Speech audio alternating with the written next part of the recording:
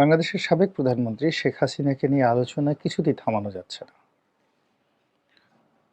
আমরা যে যার মতো করে তার সম্পর্কে বলে যাচ্ছি।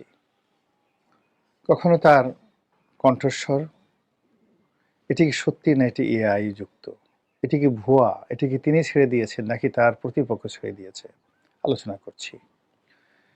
তিনি কি দিল্লিতে আছেন নাকি বাংলাদেশে কোথাও লুকিয়ে রয়েছেন, আলোচনা করছি।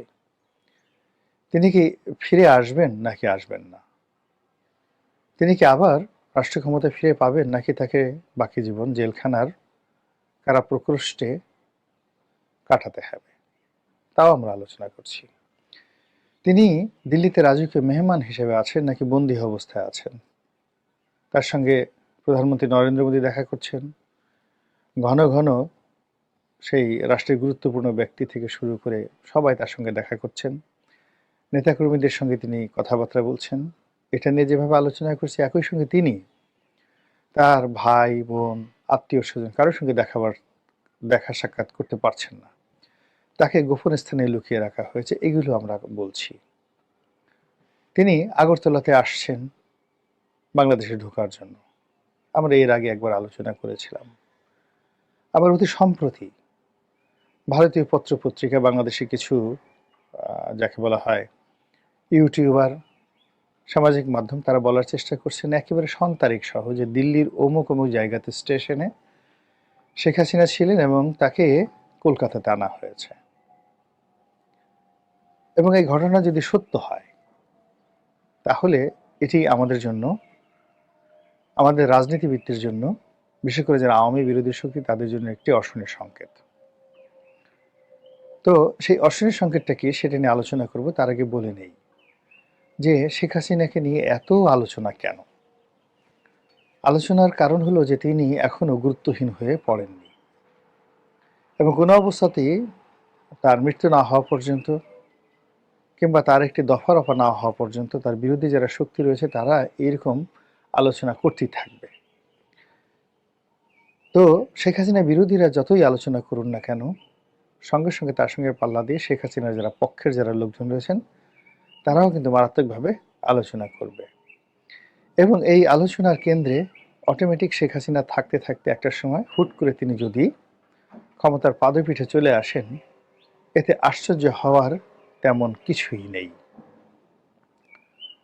এখানে একটা বিষয় বলে রাখা ভালো যে দিল্লির সঙ্গে শেখ হাসিনার যে সম্পর্ক, এটি কখনো দাকুমরা সম্পর্ক গিয়েছে গত 15 বছরে, কখনো হরিহরাত্মার সম্পর্ক গিয়েছে, কখনো বন্ধুত্বের চরম পর্যায়ে পৌঁছে গিয়েছে।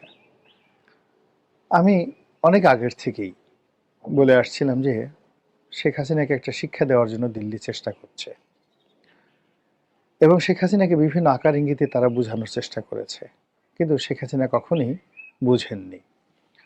তার মধ্যে একটা অহমিকা বোধ ছিল যে তিনি জাতির জনকের কন্যা এবং তার পিতা যেভাবে মনে করতেন যে বাংলাদেশের জনগণ তাকে ভালোবাসে, শেখ হাসিনার মনের মধ্যে এখনো ধারণা যে তিনি এয়ারপোর্টে এলে লক্ষ লক্ষ কোটি কোটি মানুষ তাকে অভ্যর্থনা জানাবে এবং তিনি এদেশের মানুষের জন্য যে কাজ করেছেন, এদেশের মানুষ জীবন দিয়ে হলেও তাকে রক্ষা করবে।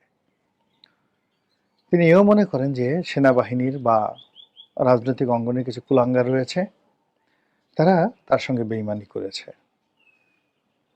এবং তিনি বিশ্বাস করেন যে তিনি ধর্ম করেন, কর্ম করেন, তাহাজ্জুদ নামাজ পড়েন, আল্লাহর রহমত তার প্রতি রয়েছে এবং আল্লাহর যদি রহমত না থাকতো তিনি মারা যেতেন। যে পরিস্থিতি তৈরি হয়েছিল 2024 সালের আগস্ট মাসে, তাতে তিনি মারা যেতে পারতেন।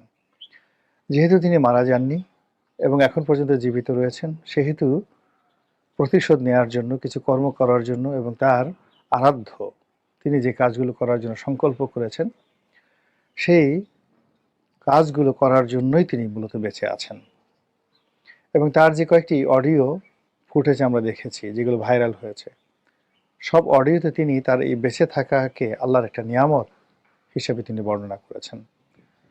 তো কাজেই তার এই যে দৃঢ়তা, তার যে শক্তিমত্তা, তার যে আত্মবিশ্বাস, এটি শেখ হাসিনা বিরোধীদের জন্য একটি ব্যাড সিগন্যাল।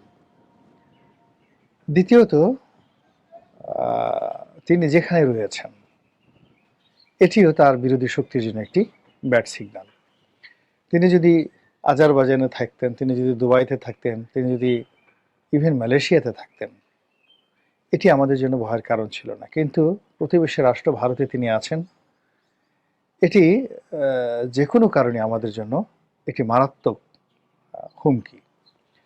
দ্বিতীয়ত, ভারত যে তাকে রেখেছে, ভারত তাকে রেখেছে রাজকীয় মেহমান হিসেবে, এবং ভারত তাকে ক্ষমতায় বসাবে, তাকে পুনর্প্রতিষ্ঠিত করবে এবং আওয়ামী লীগকে ক্ষমতায় আনবে, এবং বাংলাদেশে তাদের স্বার্থ সংশ্লিষ্ট যে কোনো বিষয় তদারক করার জন্য তারা এখনো পর্যন্ত আওয়ামী লীগকে তাদের অকৃত্রিম বন্ধু হিসেবে মনে করেন।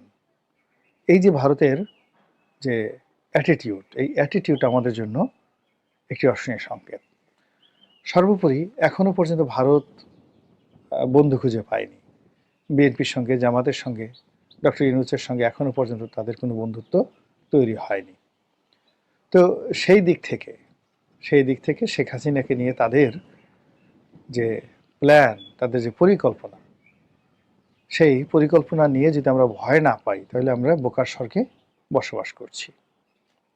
এবং সর্বোপরি, কাকতালীয় কিনা জানি না, আমেরিকার যিনি গোয়েন্দা প্রধান মিস্টার তুলসী গ্যাবার্ড, তিনি মিসেস তুলসী গ্যাবার্ড, তিনি দিল্লি সফর করার পর দিল্লির কথাবার্তা পরিবর্তন হয়ে গিয়েছে। আওয়ামী লীগের মধ্যে এক ধরনের আত্মবিশ্বাস পয়দা হয়েছে, এবং আওয়ামী লীগের যারা লোকজন, তারা তুলসী গ্যাবার্ডের সঙ্গে শেখ হাসিনার বৈঠক হয়েছে এরকম একটা ছবি তৈরি করে তারা ইন্টারনেটে ছেড়ে দিয়েছে। আবার সেই ছবিটি সঠিক না বেঠিক, সেই ছবিটি ভুয়া নাকি জেনুইন, তা প্রমাণের জন্য আবার ফ্যাক্ট চেকিং যে সফটওয়্যার রয়েছে, সেটির মাধ্যমে দেশের বড় বড় টেলিভিশনগুলো প্রমাণ করার চেষ্টা করছে যে না, এটা একটা মিথ্যা ছবি, ভুয়া ছবি। তো অ্যাজ এ হোল যা কিছুই করছি না কেন, সব কিছুতেই শেখ হাসিনা আলোচনার কেন্দ্রে চলে এসেছেন। এবং তুলসী গ্যাবার্ড দিল্লি ত্যাগ করার পর যখন শেখ হাসিনাকে আবার কলকাতা আনা হলো বা আনা হয়েছে, এরকম ঘটনার কথা যখন আমরা শুনতে পাচ্ছি, এবং এই ঘটনা যদি বিন্দুমাত্র সত্য হয়ে থাকে, তাহলে আমাদের খবর আছে। এর কারণ হলো আমরা জানি আওয়ামী লীগের বেশিরভাগ মানুষ এখন যারা পলাতক কলকাতাতে আছেন, দলের শীর্ষ নেতৃবৃন্দ। তো তাদের সঙ্গে যদি শেখ হাসিনার দেখা হয়, সাক্ষাৎ হয়, এবং আওয়ামী লীগ যেটি বিশ্বাস করে এবং প্রচার করে যে তারা এখনো ক্ষমতাহীন নয়, এখনো শেখ হাসিনা বৈধ প্রধানমন্ত্রী, এবং তারা সবকিছু মনে করছে যে আগের মতোই আছে, তো সেক্ষেত্রে কলকাতাতে বসে তারা যদি সেই 1971 সনের মতো একটি প্রবাসী সরকার ঘোষণা করে, এবং সেই প্রবাসী সরকারের পক্ষে যদি তারা প্রচার চালায়, প্রোপাগান্ডা চালায়, একেবারে বিসমিল্লাতে তারা চীনকে না পেলেও রাশিয়াকে পেয়ে যাবে। ভারত যদি স্বীকৃতি দিয়ে দেয়, বিশ্বাস করেন বাংলাদেশের জন্য একটা প্রলয় হয়ে যাবে, রীতিমতো প্রলয় হয়ে যাবে। সরকার এই বিষয়গুলো ভাবছেন কি ভাবছেন না আমি বলতে পারবো না, তবে বাংলাদেশ সরকারের মধ্যে, সেনাবাহিনীর মধ্যে এমন কতগুলো সমস্যা দেখা দিয়েছে যে সমস্যাগুলোর কারণে শেখ হাসিনাকে কেন্দ্র করে আওয়ামী লীগের যে সম্ভাবনা, সেই সম্ভাবনার দ্বার ক্রমশ বেড়েই চলেছে।